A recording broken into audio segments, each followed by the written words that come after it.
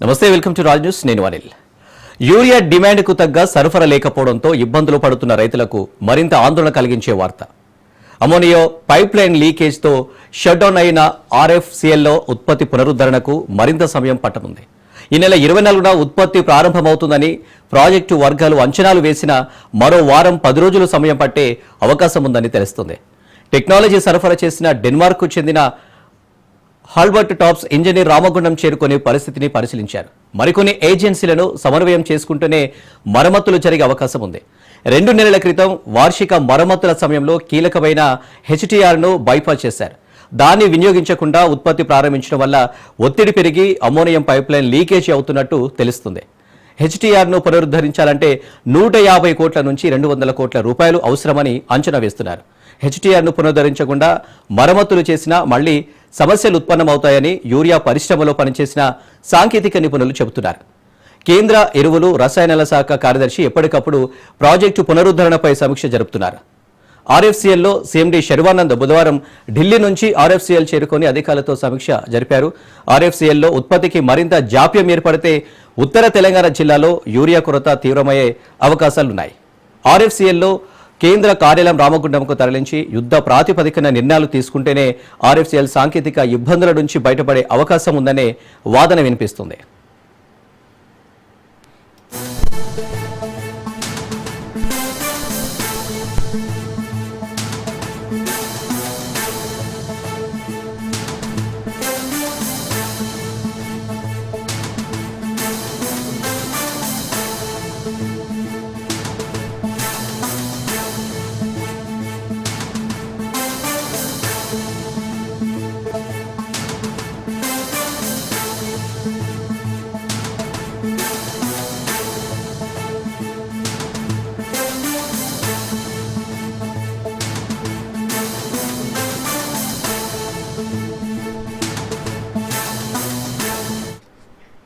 పెద్దపల్లిలో యూరియా కొరతకు సంబంధించి మరిన్ని డీటెయిల్స్ మా ప్రతినిధి రవీంద్ర అందిస్తారు. రవీంద్ర,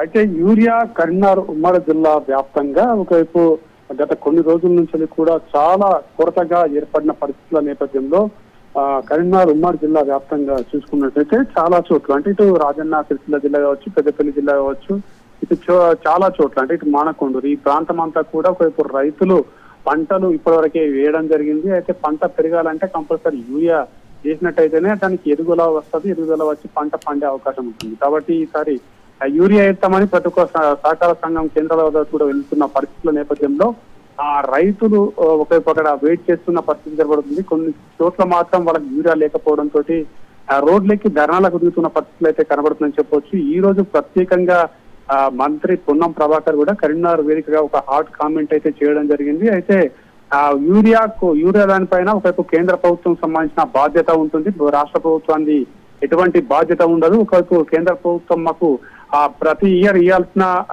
యూరియా నిధులు అంటే ఒకవైపు ఎరువులకు సంబంధించిన దాంట్లో ఈసారి మాకు దాదాపు 60% ఇవ్వడం జరిగింది, ఇప్పటి వరకు ఇంకా 40% ఇవ్వలేదు.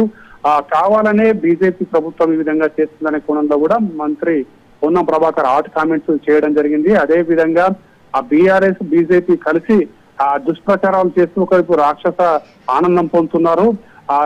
యూరియా కొరత అనేది ఒకవైపు కేంద్రానికి సంబంధించి రాష్ట్ర ప్రభుత్వానికి సంబంధించిన సాధన కూడా చెప్పడం జరిగింది. అదేవిధంగా బండి సంజయ్ కేంద్ర మంత్రిగా ఉన్నాడు. ఆ యూరియా గురించి కేంద్ర మంత్రులతోటి మాట్లాడి ఆ యూరియా కొరతను లేకుండా చేయాలని కూడా కామెంట్ చేయడం జరిగింది. అదేవిధంగా రైతులు వాళ్ళు స్వచ్ఛందంగా రావడం లేదు, ఒకవైపు కావాలనే ఒకవైపు రాజకీయం చేస్తూ రైతులను అక్కడ నిలబెట్టి ఫోటోలు తీసి వీడియోలు తీసి సోషల్ మీడియాలో వైరల్ చేస్తున్నారనే కోణంలో కూడా పొన్నం ప్రభాకర్ హాట్ కామెంట్ కూడా చేయడం జరిగింది. ఒకవైపు అధికారులు ఏమో ఆ యూరియా కొరత లేదని చెప్తున్నారు, కానీ తెలంగాణ వ్యాప్తంగా చూసుకుంటే గతంలో 4 లక్షల మెట్రిక్ టన్నుల యూరియా ఉండేది, కానీ ఈసారి మాత్రం 50,000 మెట్రిక్ టన్నుల యూరియానే ఉంది. అంటే ఆ యూరియాను ఒక్కొక్క రైతులకు అంటే ఎకరానికి ఏ విధంగా పంచాలి, ఏ చోట్ల ఎట్లా ఉండాలనే కోణంలో ప్రభుత్వం అయితే ఒక ప్రణాళిక పరంగా అందరికి అడ్జస్ట్ చేసే విధంగా అక్కడ ఇస్తున్నారు. కానీ 1 ఎకరం 2 ఎకరాల రైతులకైతే యూరియా అందే అవకాశం ఉంటుంది. ఒకవైపు 10 ఎకరాలు లేదంటే దాని పైన ఉన్న ఆ ఎకరాల రైతులకైతే ఈ యూరియా